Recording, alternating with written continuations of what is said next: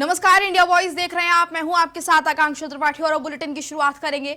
उत्तर प्रदेश में बाढ़ से हालात बेकाबू हो गए हैं और लाखों लोग इससे प्रभावित हैं। मुख्यमंत्री योगी आदित्यनाथ लगातार स्थिति का दौरा कर रहे हैं, लगातार स्थिति पर नजर बनाए हुए हैं और इसके अलावा वो खुद स्वयं जरूरी सामानों को वितरित भी करते नजर आ रहे हैं।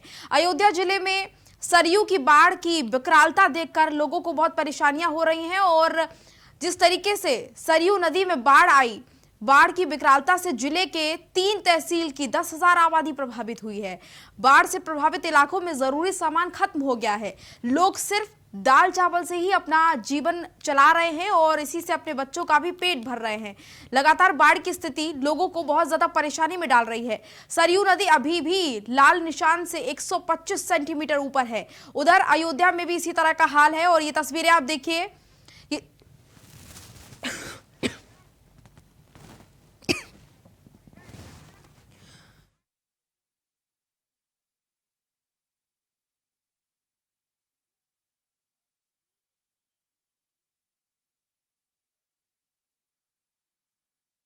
4 तस्वीरें आपको दिखा रहे हैं।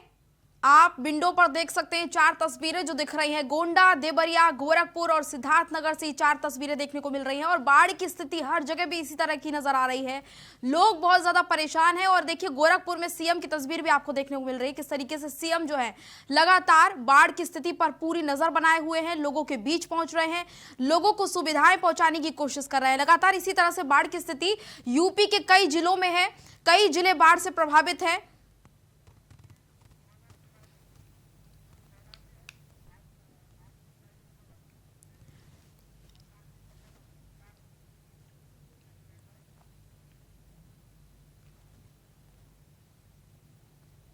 तो ये तस्वीरें आपको दिखा रहे हैं बाढ़ से किस तरीके से हाहाकार मचा हुआ है, किस तरीके से लोग बाढ़ से परेशान हो रहे हैं। 4 ये तस्वीरें आपके सामने और बाढ़ से लोग बेहद परेशान। हमारे साथ हमारे संवाददाता ग्राउंड जीरो से ज्यादा अपडेट के साथ जुड़े हैं। उमानाथ तिवारी हमारे साथ गोंडा से जुड़े हैं, आशीष शाही हमारे संवाददाता हमारे साथ गोरखपुर से जुड़े हैं, इसके साथ ही ब्रिजेश गुप्ता हमारे साथ जुड़े हुए हैं और साथ ही साथ राकेश यादव भी हमारे साथ जुड़े हुए हैं। सबसे पहले राकेश का रुख करेंगे। राकेश, सिद्धार्थनाथ का भी माफ कीजिएगा, सिद्धार्थ नगर का भी फिलहाल क्या हाल है, क्योंकि बाढ़ से लगातार इसी की तरह की तस्वीरें हर जगह से सामने आ रही हैं और लोगों को बहुत ज्यादा परेशानी बाढ़ की वजह से हो रही है।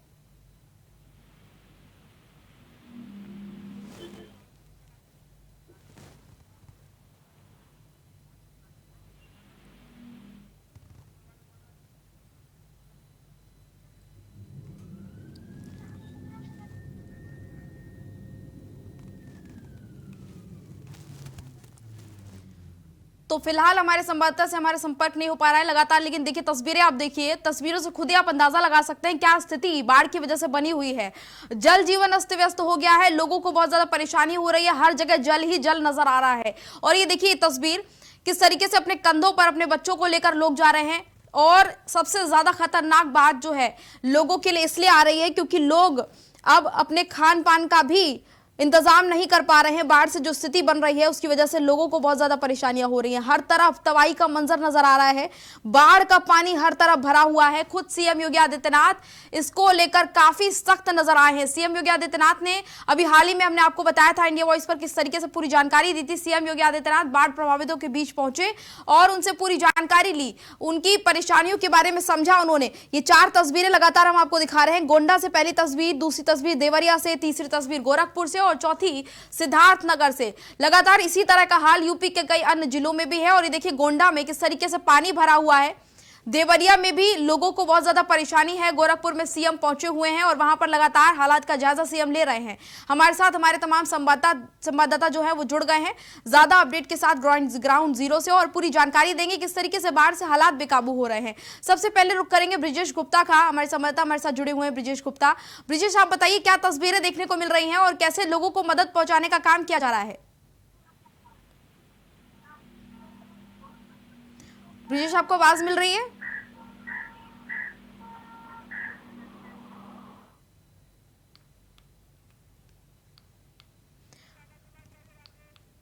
राकेश यादव भी हमारे संवाददाता हमारे साथ जुड़े हुए हैं। राकेश का रुख करेंगे। राकेश, आपके यहाँ पे किस तरीके का माहौल देखने को मिल रहा है? लगातार बाढ़ की वजह से लोगों को बहुत परेशानियां हो रही हैं, लेकिन एक तरफ सीएम योगी आदित्यनाथ काफी अलर्ट हैं इसको लेकर और लगातार लोगों को हर संभव मदद पहुंचे इसका वो बहुत ध्यान रख रहे हैं। बिल्कुल, जो है सीएम कल दौरा भी किए थे और राहत सामग्री भी लोगों में वितरण किया था। बाढ़ का यहाँ इतनी भयावह स्थिति हो गई है कि लोगों के घरों में भी पानी घुस गया है। लोगों को सुरक्षित स्थान पे एसडीआरएफ की टीम निकाल कर पहुंचा रही है, लेकिन वही लोगों का कहना है कि राहत सामग्री हम लोगों तक नहीं पहुंच रही है। लेकिन मुख्यमंत्री जो है सर्वे भी कर रहे हैं और राहत सामग्री की बात है तो हर अधिकारी को निर्देशित भी किया है कि राहत सामग्री और न्याय की व्यवस्था की जाए लोगों को, लेकिन प्रशासन नहीं चेत रहा है। बिल्कुल, कहीं ना कहीं प्रशासन की तरफ से लापरवाही देखने को मिल रही है। उमानाथ तिवारी भी हमारे साथ जुड़े हुए हैं गोंडा से। उमानाथ, आपके यहाँ पर क्या स्थिति है? क्या यही स्थिति आपके यहाँ पे भी है कि अफसर जो है वो कोई काम करते नहीं नजर आ रहे हैं, जबकि मुखिया लगातार लोगों की परेशानियों को समझ रहे हैं? जी देखिए, बिल्कुल यहाँ पर अगर हम गोंडा की बात करें तो गोंडा की 4 तहसीलें बुरी तरह से जो है बाढ़ से प्रभावित है। यहाँ पर नवाबगंज, सरफगंज, उमरी बेगमगंज और करनैलगंज, ये पूरे इलाके, इन इलाकों की बात करें तो 460 ऐसे गांव हैं जो बाढ़ की तबाही से बिल्कुल डूब गए हैं। यहाँ पर हालांकि प्रशासन जो है वो राहत पहुंचाने का काम कर रहा है, लगातार ये कोशिश कर रहा है कि जो बाढ़ पीड़ित हैं उन तक पहुंचकर उनको सहायता पहुंचाई जाए। लेकिन आज यहाँ जिले के जो कैसरगंज के जो सांसद है बीजेपी के, उन्होंने बड़ा सवाल उठाया जिला प्रशासन की कार्यशैली पर। राहत जो पहुंचा रहे हैं उनकी, उस पर उन्होंने सवाल खड़ा किया है, क्योंकि ब्रजभूषण के जो गांव है, जो उनका पैतृक आवास है विष्णुहरपुर, वहां तक पानी पहुंच गया है। उस सड़क पर पूरा पानी भर गया और वहां पर गाड़ियां नहीं आ जा पा रही हैं। लोगों को नाव का सहारा लेना पड़ रहा है वहां जाने के लिए। यहाँ तक कि सांसद खुद आज ट्रैक्टर पर बैठकर वहां से निकले। तो सांसद ने बड़ा सवाल खड़ा किया है कि जो प्रशासन है वो जो उसके इंतजाम है वो पूरी तरह से नाकाफी है। और जो सरकार पर भी उन्होंने गंभीर आरोप लगाया है। सरकार पर भी उन्होंने कहा कि अगर हम कुछ बोलते हैं तो हम बागी कहलाएंगे। इस तरह अगर ये देखा जाए तो कुल जो धरातल की स्थिति है, जो ग्राउंड जीरो की स्थिति है, हालांकि प्रशासन कोशिश कर रहा है। ये स्थिति जो है इसके बारे में हालांकि लोगों को ये नहीं पता होता कब बाढ़ आ जाए, कब दिक्कतें आ जाए, प्राकृतिक आपदा है, लेकिन ये तो पता होता है ना कि बारिश का सीजन है और तैयारियां की जानी चाहिए। खुद अब उनके ही लोग सवाल खड़े कर रहे हैं। आशीष साई भी हमारे साथ, हमारे संवाददाता गोरखपुर से जुड़े हुए हैं। गोरखपुर से देखिए आशीष, सबसे बड़ी बात है कि गोरखपुर में सीएम योगी आदित्यनाथ का कहा जाता है कि खास ध्यान रहता है। वहां पर इस तरह के हालात कैसे इंतजाम किए गए हैं और क्या लोगों को मदद दी जा रही है? जी बिल्कुल, मैं आपको बता दूं कि गोरखपुर में जितने भी तहसील बाढ़ से ग्रसित हुए हैं, चाहे तेलघाट हो गया है, चाहे मरल हो गया है, चाहे जमुना हो गया, कैंपियन हो गया, गोरखपुर सदर हो गया, तो सब जगह पे औपचारिक तरह की लगेंगे राहत सामग्री पहुंचाना है। और जहाँ जहाँ बाढ़ की स्थिति भयावह है वहाँ पे नायक से लेकर वहाँ पे एसडीआरएफ की टीम लगेंगे। अगर प्रदेश के मुख्यमंत्री योगी आदित्यनाथ की बात करें तो वो स्वयं बाढ़ पीड़ितों से मिले हैं और उनसे जितना भी हो सका है हर सामान मुहैया कराएं। और लेकिन जितने भी लोगों के जानवरों का नुकसान हुआ है, चाहे फसल का नुकसान हुआ, उसका आगे करने का सरकार ने आदेश करने का आदेश की है और सरकार ने मुआवजा मुहैया कराने का भी आदेश किया गया। तो ये कार्य प्रदेश के मुख्यमंत्री योगी आदित्यनाथ की नजरें लगातार लगी हुई है सभी लोगों पे जो लोग पीड़ित है, जो नुकसान नहीं करते। कल किस तरह से हवाई निरीक्षण उन्होंने किया, एक निरीक्षण किया, क्योंकि जब योगी यहाँ पे लगातार शासन की रहे तो एक एक गली के मोहल्ले से वाकिफ, एक एक गाँव से वाकिफ है, तो हर जगह का निरीक्षण किया और कार्य सरकार के आदेश किए। अगर गोरखपुर सिटी है, यहाँ के अधिकारी लगातार बिल्कुल आपको बिल्कुल आशीष, आपको बीच में रोकना चाहूंगी क्योंकि चुनाव आयोग की प्रेस कॉन्फ्रेंस चल रही है हिमाचल प्रदेश चुनाव को लेकर। सीधा प्रेस कॉन्फ्रेंस का रुख करते हैं। एंड जैसे पिछली बार 1-2 जगह में ये सूचना मिली थी कि कुछ शिकायत मिलने की उम्मीद थी कि आपने वोटर्स का, उनका कोई इन्फ्लुएंस हो सकता है घर पर, उसको खत्म करने के लिए भी every entire process would be वीडियोग्राफ्ड।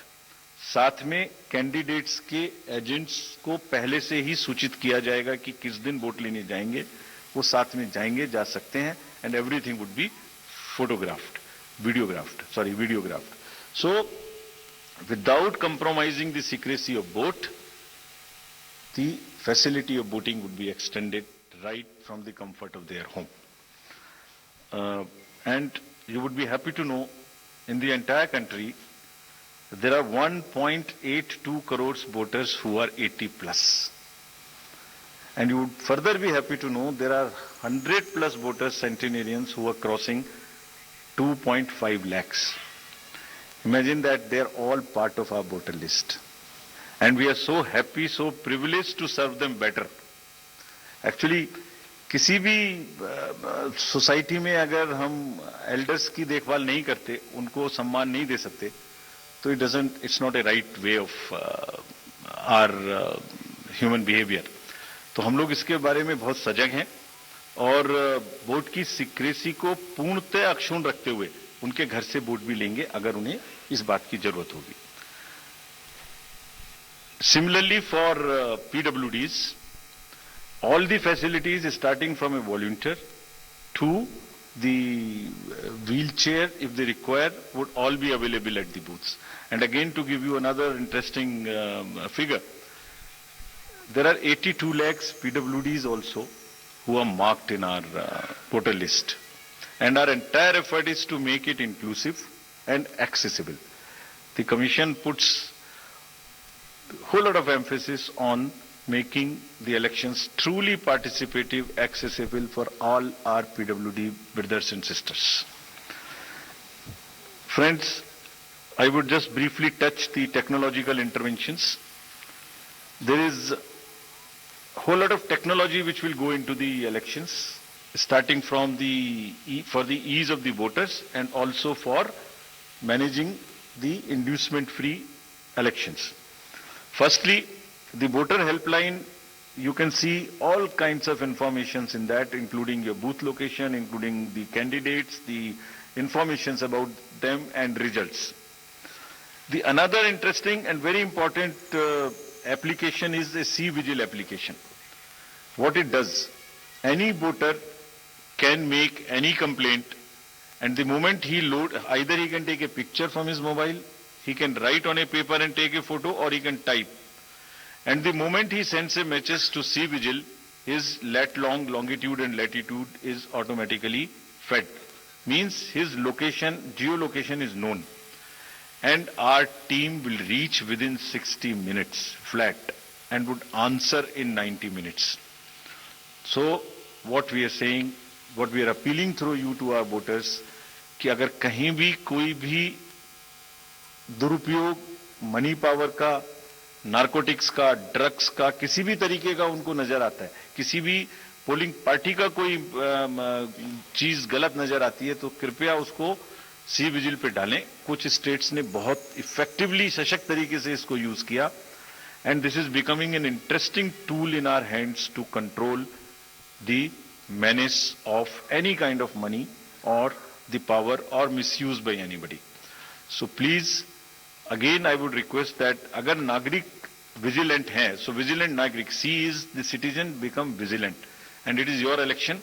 If you would help us, we will guarantee that in 100 minutes you get a written response on the same mobile number from which you make a complaint. Similarly, PWD app also gives the opportunity to the PWD voters to go there and even register for facilities or facilitation at the booth. उनको कुर्सी चाहिए, उनको कोई मदद चाहिए, वो volunteer तो मिलेगा ही, वो सब इस पर पहले से बुक कर सकते हैं. Another interesting and very critical application is KYC, know your candidate.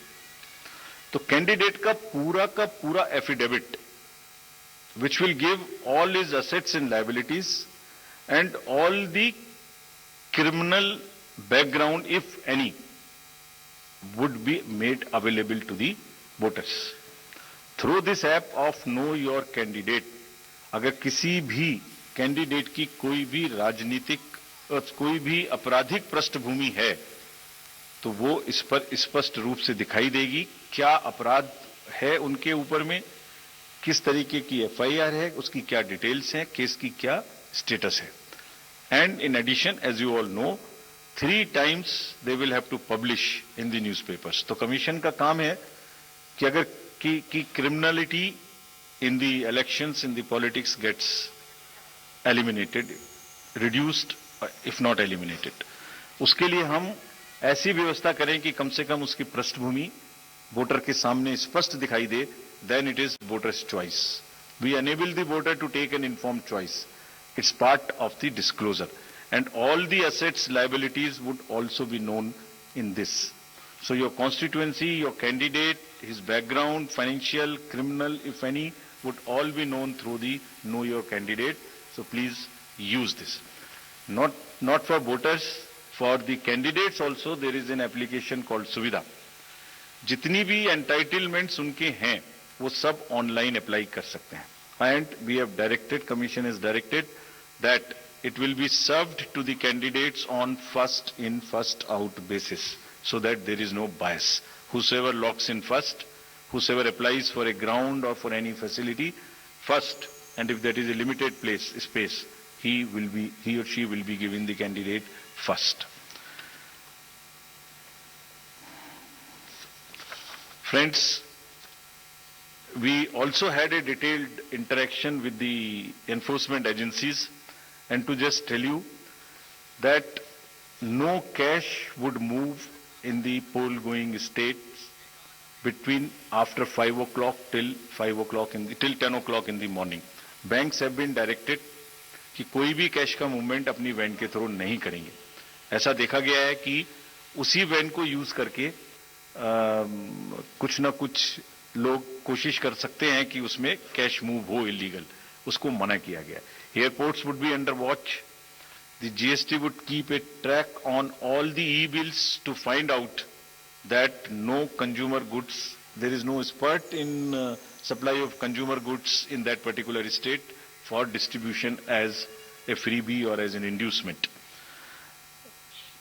All the borders would be sealed in these states. There would be there would be strict watch on any kinds of money or cash or drugs or that kind of thing.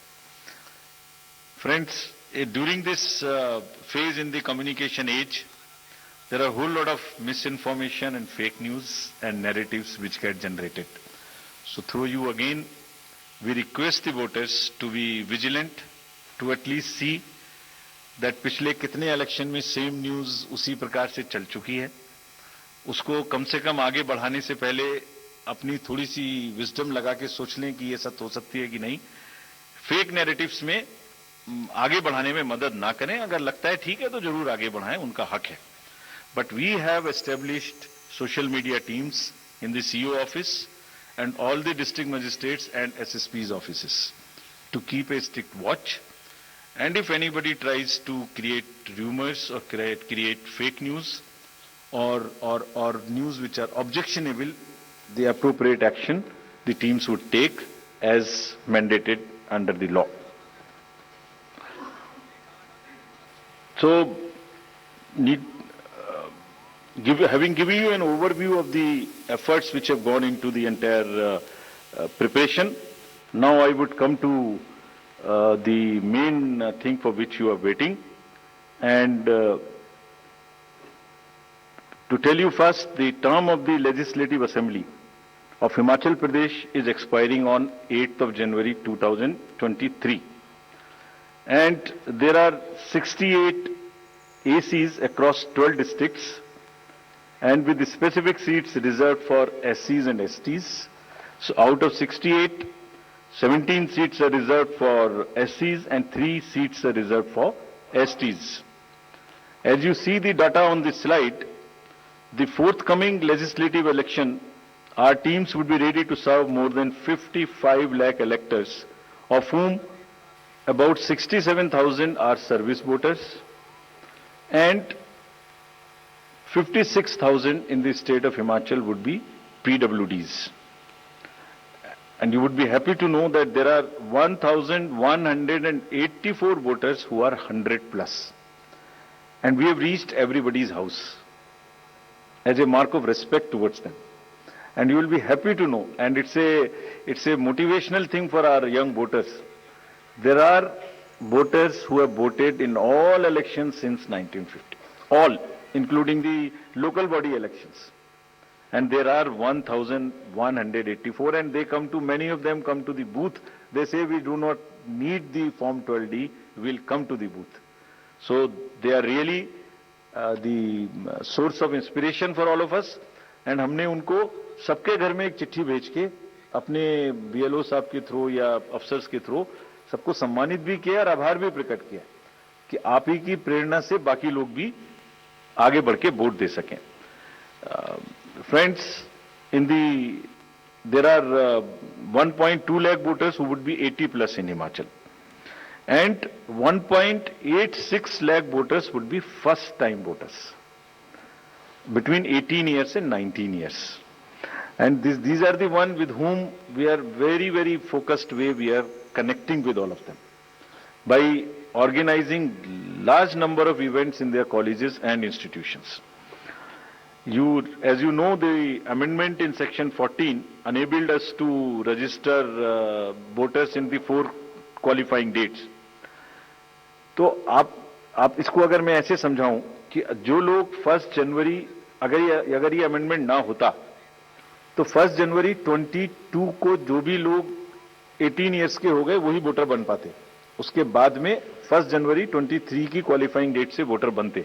But because of this change in Himachal alone, those who were born after 1st January 22 but before October 22, 43,173 additional voters have been enrolled and they would be able to participate in this festival.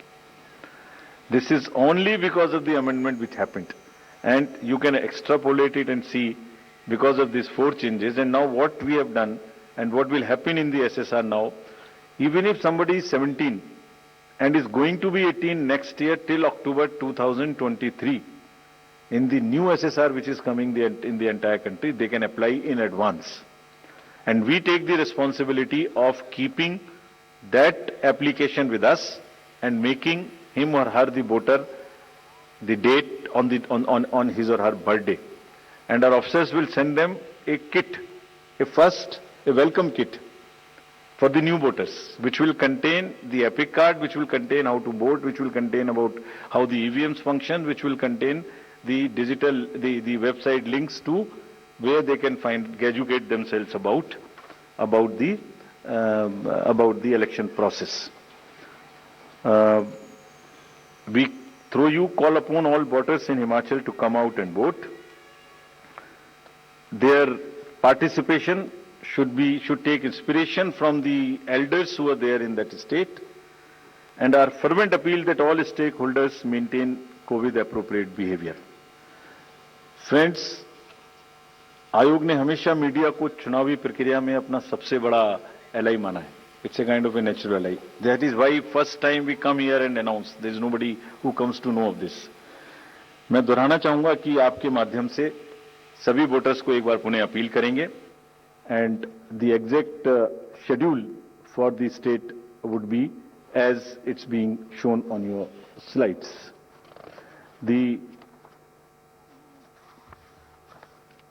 वो दे दो notification की dates दे दो. If it is visible, the date for the Gazette notification would be 17th October. The election would be in one phase. Last date for nomination would be 25th October, that is Tuesday. Date for scrutiny would be 27th. Last date for withdrawal would be 29th. And date of poll 12th November. And date of counting 8th December. And the entire process is completed by 10th of December. So again, through you with the appeal to all the voters on behalf of all of us to come and vote in the state of Himachal, I hand over to Shefali ji back. Thank you. We'll take questions. Neeraj, आप शुरू करें.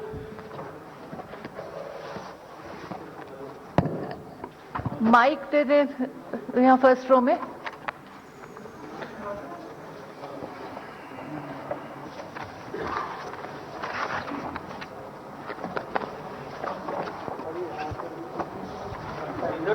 Neeraj. Hello जी sir, Neeraj हूँ news 18 India से, network 18 से. जी मेरा सवाल तो एक ही है लेकिन उससे जुड़े कई क्लैरिफिकेशन चाहिए होंगे. क्या गुजरात, पहला तो यह कि गुजरात चुनाव की घोषणा आपने साथ में करने का फैसला क्यों लिया, साथ में न करने का फैसला क्यों लिया? इसी से जुड़ा हुआ सवाल है, क्या गुजरात विधानसभा चुनाव की घोषणा 8 दिसंबर के बाद होगी, क्योंकि गुजरात के विधानसभा की अवधि में वक्त अभी काफी है, क्योंकि पिछली बार 10 दिनों के फासले पे दोनों राज्यों के चुनाव की घोषणा की गई थी. और तीसरा सवाल यह है, दोनों सवालों के जवाब से वो होगा कि आप ही लोगों ने रूल बनाया है कि 6 महीने के अंतराल के अंदर में जिन राज्यों के विधानसभा चुनाव होंगे उनकी घोषणा साथ में की जाएगी. अभी अभी साल के शुरुआत में उत्तर प्रदेश में हमने देखा था, उत्तर प्रदेश के साथ बाकी 4 राज्यों के, तो जो रूल चुनाव आयोग बनाता है, मैं ये तो नहीं कहूंगा कि उसका उल्लंघन कर रहे हैं, लेकिन उससे आप लोग पीछे हट रहे हैं, उसी को आप लोग रूल को बदल रहे हैं। तो ऐसा क्यों है, अलग अलग क्यों है? 6 महीना के अंदर 2 राज्यों के विधानसभा की अवधि खत्म होती है और आप लोग जो है अलग अलग चुनाव की घोषणा कर रहे हैं। एक साथ 3-4 क्वेश्चन ले लेते जी, फाइन सर। एक और ले लेते। सर, मेरा नाम रवि त्रिपाठी है, मैं जी न्यूज से हूं। मेरा सवाल यह है कि पॉलिटिकल पार्टी ये सवाल उठा रही थी कि एक राज्य का चुनाव हो जाएगा और उसके नतीजे आने के बाद दूसरे राज्य का चुनाव तुरंत होगा, तो चुनाव प्रभावित माना जाएगा कि इसके रिजल्ट की वजह से उसका, ये इस तरह के सवाल उठते रहते हैं। तो आपने इस बात का ध्यान रखा था शायद पिछली बार इसी बात को ध्यान में रखते हुए दोनों के रिजल्ट 18 तारीख को किए गए थे। क्या इस बार इस बात को ध्यान में रखा गया है या नहीं आएगी, इस तरह की शिकायत आएगी? तो प्रेस कॉन्फ्रेंस आपको सुना रहे थे, चुनाव आयोग की प्रेस कॉन्फ्रेंस, और हिमाचल प्रदेश के चुनाव को लेकर बड़ी जानकारी दी गई है। बताया गया है कि 12 नवंबर को होंगे विधानसभा चुनाव और एक ही फेज में ये चुनाव कंप्लीट किए जाएंगे। बड़ी जानकारी आपको दे रहे हैं। 8 दिसंबर को आएंगे चुनावी नतीजे और इसके साथ ही कई अन्य महत्वपूर्ण जानकारी भी दी गई है, जिसमें बताया गया है किस तरीके से पूरा प्रोसेस किया जाएगा। 8 दिसंबर को होगी वोटों की गिनती और इसके अलावा कई अन्य महत्वपूर्ण जानकारी भी दी गई है चुनाव से संबंधित। और ये भी बताया गया है कि 80 साल के लोग जो हैं, जो वृद्ध हो चुके हैं, वो घर पर बैठकर ही वोट दे सकते हैं। और इसके साथ सबसे बड़ी जानकारी, चुनाव की घोषणा की गई है, तारीख की घोषणा की गई है और नतीजे कब आएंगे, 8 दिसंबर को चुनाव के नतीजे आएंगे, जानकारी भी दी गई है। तो ये बड़ी जानकारी आपको दे रहे हैं। प्रेस कॉन्फ्रेंस इससे पहले आपको सुना रहे थे, मुख्य चुनाव आयुक्त प्रेस कॉन्फ्रेंस करते हुए जानकारी दे रहे थे हिमाचल चुनाव को लेकर। और देखिए सबसे बड़ी बात, ये जो चुनाव होना है एक ही फेज में इसको कंप्लीट किया जाएगा। और जो जानकारी इसके अलावा ये दी गई है कि 12 नवंबर को विधानसभा चुनाव होना है और एक ही फेज में इसको कंप्लीट किया जाना है।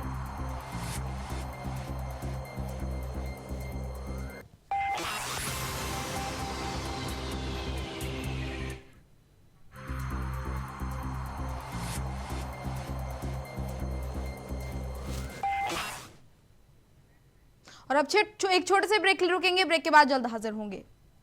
ब्रेक के बाद स्वागत है आपका। आगे बढ़ेंगे। बाढ़ की वजह से लगातार जो हालात है उसके बारे में हमने आपको बताया किस तरीके से विकराल हालात बन रहे हैं, लोगों को बहुत ज्यादा परेशानी बाढ़ की वजह से हो रही है। ये 4 तस्वीरें आप देखिए, बाढ़ से किस तरीके से हाहाकार मचा हुआ है।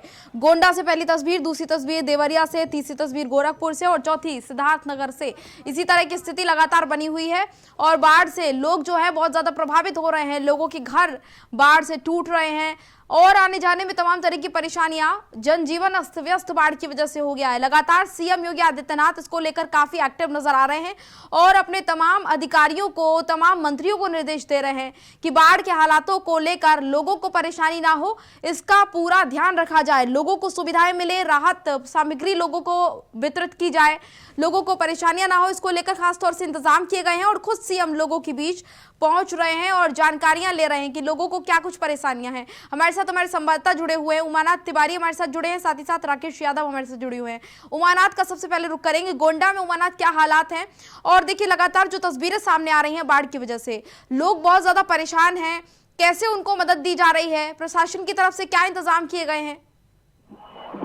देखिए, अगर हम गोंडा की बात करें तो गोंडा में जो बाढ़ की स्थिति है वो काफी भयावह है। यहाँ पर करीब 460 ऐसे गांव हैं जो बाढ़ पीड़ित हैं, बाढ़ की जद में आ गए हैं। वहां पर जो है जनजीवन पूरी तरह से अस्त व्यस्त हो गया है। लोग अपने गांव से, अपने घरों से, उनके घरों में पानी घुस गया है और वहां से लोग पलायन कर रहे हैं, ऊंचे स्थानों पर जाकर शरण ले रहे हैं। जो एल्गिन चरसड़ी बंधा है वहां पर हजारों लोगों ने शरण ले रखी है। अगर हम प्रशासन की तरफ से सहायता की बात करें, राहत और बचाव की बात करें, तो प्रशासन लगातार ये कोशिश कर रहा है, लोगों को सहायता पहुंचाने की, मुहैया कराने की कोशिश कर रहा है। साथ ही साथ जो स्वयंसेवी संगठन है वो भी प्रशासन के साथ लगे हैं। लेकिन जो इंतजाम है, जो इस बार बाढ़ की विभीषिका है वो कहीं व्यापक है, तो इसलिए जो जिला प्रशासन के इंतजाम है वो इस समय भी नाकाफी साबित हो रहे हैं। जी बिल्कुल। और देखिए राकेश भी हमारे साथ सिद्धार्थनगर से जुड़े हुए हैं। राकेश, सिद्धार्थनगर की स्थिति सबको पता है, किस तरीके से बाढ़ से हालात वहां बेकाबू हो रहे हैं, क्या इंतजाम वहां पर देखने को मिल रहे हैं और क्या जिस तरीके से सीएम ने निर्देश दिए हैं उसी तरह से काम हो रहा है? सीएम आए थे, खुद दौरा किए थे और राहत सामग्री भी खुद बांटे थे। लेकिन वहीं जब प्रशासन की बात करें तो प्रशासन अभी तक गांव में राशन सामग्री और नाव की व्यवस्था नहीं कर रखा। वहीं लोगों के कम से कम 300 से अधिक लोगों के घरों में पानी घुस गया बाढ़ का। बंधा इतनी जोरों से कटान कर रहे हैं, 3 जगह बाढ़ कर गए हैं, उसकी वजह से लोगों के घरों में पानी घुस गया, लेकिन राहत सामग्री तक लोगों तक नहीं पहुंच पा रही है। यहाँ की प्रशासन फैलेवर नजर आ रही है। कितने लोग बाढ़ से प्रभावित हैं, कितनी संख्या लोगों की है? 300 गांव है, लगभग 300 गांव बाढ़ प्रभावित है। अब 300 गांव में अभी तक लोगों को नाव से लाया जा रहा है, ट्रैक्टर से बैठा के लाया जा रहा है और सुरक्षित स्थान पे छोड़ा जा रहा है उनको। जिन जगहों पर इन लोगों को छोड़ा जा रहा है वहां पर क्या इंतजाम देखने को मिल रहे हैं? लोग उन सभी व्यवस्थाओं को लेकर क्या कह रहे हैं? क्योंकि आप लगातार ग्राउंड जीरो पर रहते हैं, लोगों से अगर आपकी बातचीत हुई हो तो क्या कुछ लोगों का कहना है, क्या कमियां वहां पर लोगों को देखने को मिल रही हैं? वहीं जब हम लोगों से, ग्रामीणों से बात किया जो कि ट्रैक्टर से लाके वहाँ सुरक्षित स्थान पे उनको रख रहे हैं, तो उनका कहना है कि 2 दिन हो गया हम लोग खाना नहीं खाए हैं। तो ये है प्रशासन का इंतजाम कि 2 दिन बीतने के बाद भी वो ग्रामीण करा कि मुझे खाना तक नहीं नसीब हुआ और मुझे वहाँ से लाके यहाँ छोड़ दिए। उमानाथ तिवारी, देखिए ये तो हालात सिद्धार्थनगर के हैं। हमारे संवाददाता, हमारे सहयोगी बता रहे हैं कि लोग कह रहे हैं कि 2 दिन से खाना नसीब नहीं हुआ उनको, लेकिन प्रशासन को तमाम इंतजामात के लिए सीएम पहले ही निर्देश दे चुके हैं। क्यों इंतजाम नहीं हो पा रहे हैं? गोंडा की अगर बात करें, क्या ये स्थिति वहां पर भी है?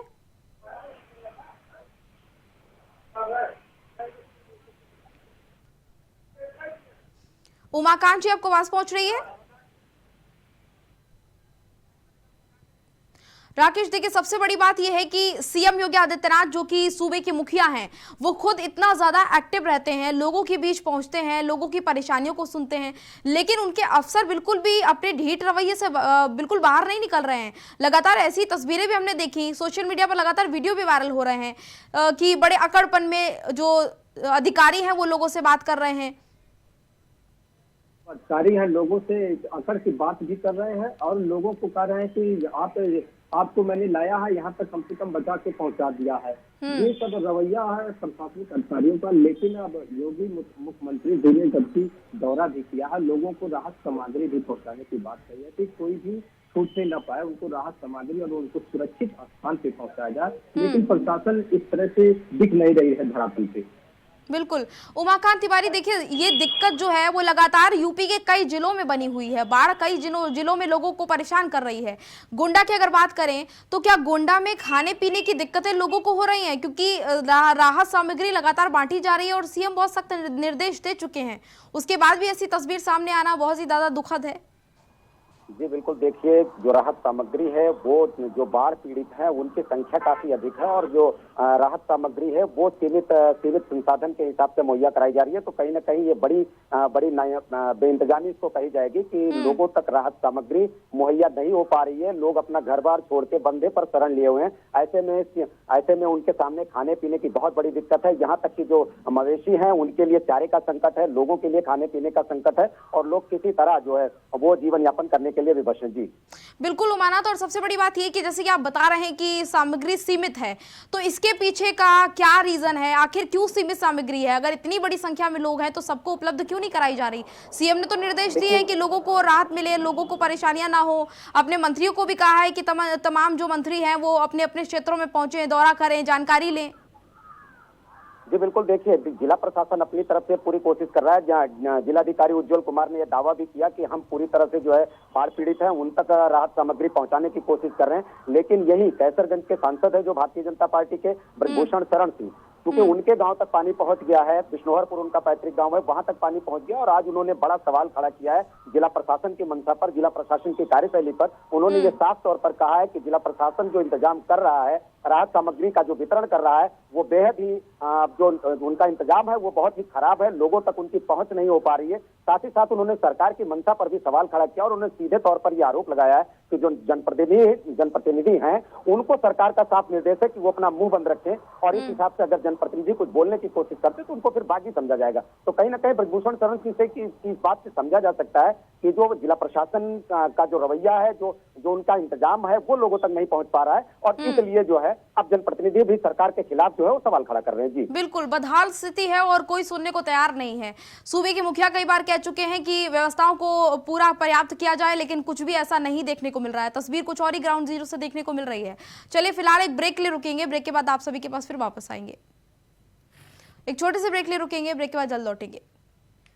तो ब्रेक के बाद स्वागत है आपका। देखिए, लगातार उत्तर प्रदेश में जिस तरीके से बाढ़ की वजह से हालात बेकाबू हो रहे हैं, जिस तरीके से तस्वीरें सामने आ रही हैं, उससे लोगों को बहुत ज्यादा परेशानियां हो रही हैं और बाढ़ की वजह से हर जगह पानी पानी नजर आ रहा है।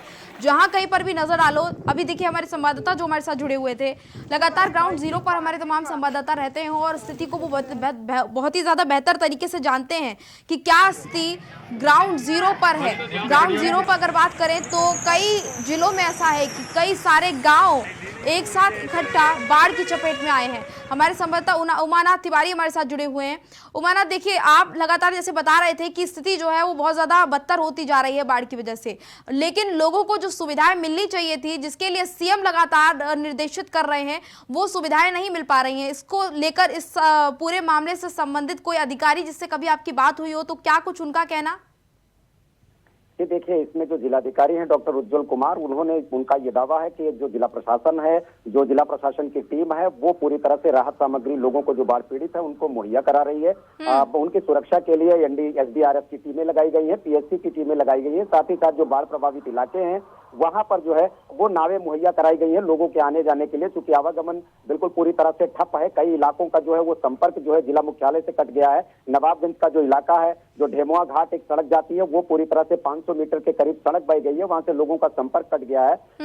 नवाबगंज जो कस्बा है वहां तक पानी पहुंच गया है। तो कुल मिलाकर जो स्थिति है गोंडा जिले की वो काफी भयावह है। जो 2 तहसीलें हैं, कर्नलगंज और तरफगंज की, वहां के कई इलाके, वहां के लगभग 460 गांव ऐसे हैं जो बाढ़ से प्रभावित हैं और वहां के हजारों लोग अपना घर बार छोड़ के वो बंधे पर शरण लेकर खुले आसमान के नीचे रह रहे हैं। प्रशासन हालांकि ये दावा कर रहा है कि हम उनको सहायता मुहैया करा रहे हैं, लेकिन जो बाढ़ पीड़ित हैं उनका ये साफ तौर पर कहना, उनसे जब मेरी बात हुई तो उन्होंने साफ तौर पर यह कहा कि जो प्रशासन का इंतजाम है वो नाकाफी है। लोगों तक उचित सहायता राशि, उचित जो सहायता सुविधा है वो नहीं मुहैया हो पा रही है। लोगों को खाने पीने की चीजें उचित ढंग से नहीं मुहैया हो पा रही है और ऐसे में लोगों को ये बाढ़ का तंज झेलना पड़ रहा है। जी बिल्कुल उमाकांत, और सबसे बड़ा सवाल यहाँ पर खड़ा होता है, क्या ऐसा तो नहीं कि इंतजाम जो है वो किए गए हों, और कई बार ऐसा होता है कि ऊपर से इंतजाम हो जाते हैं लेकिन नीचे तक लोगों तक नहीं पहुंच पाते हैं और बीच में ही उसका घपला हो जाता है, भ्रष्टाचार की भेंट चढ़ जाती हैं व्यवस्थाएं। जी बिल्कुल, देखिए, जो बाढ़ पीड़ित है उनका साफ तौर पर कहना है कि जो राहत सामग्री की जो किट लखनऊ से भेजी गई है, शासन द्वारा भेजी गई है, उस किट में जो सामग्री है उस सामग्री का नाम लिखा हुआ है, जैसे लैया है, साबुन है, जो खाने पीने की चीजें हैं, उसको बाकायदा जो किट पर है वो नोट किया गया है ताकि बाढ़ पीड़ितों को देते समय ये पता चल सके कि इस किट में कौन कौन सी सामग्री है। लेकिन बाढ़ पीड़ितों का ये कहना है कि जब वो किट खोली जा रही है तो उसमें से तमाम सामग्री ऐसी है जो गायब पाई जा रही है। किसी किट में लैया नहीं होती है तो किसी किट में साबुन जैसी चीजें नहीं होती हैं। इस तरह जो किट है वो यहाँ पर जो पैकिंग करने वाले लोग हैं वो उसमें से उन चीजों को गायब कर रहे हैं। इसीलिए बाढ़ पीड़ितों का ये आरोप है कि जो राहत सामग्री सरकार मुहैया करा रही है वो उचित स्तर पर यहाँ पर जो है वितरण में जो है घपलेबाजी की जा रही है। जी बिल्कुल, लेकिन क्या कोई इस पर कार्रवाई नहीं हो रही है? क्या कोई इस पर सवाल नहीं खड़ा कर रहा है? ये तो बहुत बड़ा भ्रष्टाचार साफ तौर पर देखने को मिल रहा है। लोगों को जो चीज मिलनी चाहिए, जो चीज ऊपर से आई है वो लोगों तक पहुंच ही नहीं रही है। जी देखिए, इसी बात को लेकर जो कैसरगंज के बीजेपी के सांसद हैं ब्रजभूषण शरण सिंह, उन्होंने सवाल उठाया है। बाढ़ पीड़ितों के दर्द को उन्होंने समझा और इस पूरे जिला प्रशासन का जो रवैया है उस पर सवाल खड़ा किया ब्रजभूषण शरण सिंह ने। उन्होंने साफ तौर पर कहा कि जो सरकार जो मुहैया करा रही है वो बाढ़ पीड़ितों तक राहत सामग्री नहीं पहुंच पा रही है। ऐसे में जो जिला प्रशासन की कार्यशैली है, जो उनके इंतजाम है, वो पूरी तरह से बद इंतजामी का शिकार है और लोगों को जो है वो काफी कठिनाइयों का सामना करना पड़ रहा है। जी बिल्कुल, राकेश भी हमारे साथ बने हुए हैं, हमारे संवाददाता। राकेश, आपके जिले की अगर बात करें तो राहत सामग्री जो दी जा रही है उसमें क्या क्या चीजें लोगों को मिल रही हैं और सरकार की तरफ से राहत सामग्री में क्या क्या चीजें दी गई हैं? क्या बीच में कोई घपला देखने को मिल रहा है? ऐसा कुछ देखने को नहीं मिला है। जो भी सरकार के द्वारा राशन दी गई है उसमें चना है, 2 किलो अरहर की दाल बिस्कुट की है और चावल भी है। तो इस तरह से अभी तक देखने को नहीं मिला कि राशन में कोई कमी हो रही है, लेकिन धरातल से ये नहीं दिख रहा है कि प्रभावित जो लोग हैं उनको तक पहुंच रही हो। वही अभी जब मुख्यमंत्री आए थे तब तक उन लोगों को ये राशन मिल पाई थी। बिल्कुल, और लोग जो है बहुत ज्यादा परेशान हैं, कोई इनको सुनने को तैयार नहीं है और जिस तरीके से धांधली भी अब देखने को मिलने लग गई है। और अभी हमारे संवाददाता बता रहे थे किस तरीके से गोंडा में स्थिति है। गोंडा में राशन की किट तो आ रही है लेकिन जो सामान उसमें भेजा जा रहा है उसमें से कहीं ना कहीं कमी देखने को मिल रही है। ऐसे में लोगों तक तमाम जो चीजें हैं, जो राहत है वो उस हद तक नहीं पहुंच पा रही है। लेकिन अगर आपके जिले की बात करें तो कितनी संख्या में लोग प्रभावित हैं और उनको किस तरीके से कहां पर रखा गया है, मवेशियों के लिए क्या कुछ किया गया है? 2000 लगभग जो है बाढ़ प्रभावित हैं लोग। 300 गांव है तो लगभग 1000 से 15 लोग प्रभावित हैं और 50 गांव वहीं मैरून भी हो चुके हैं।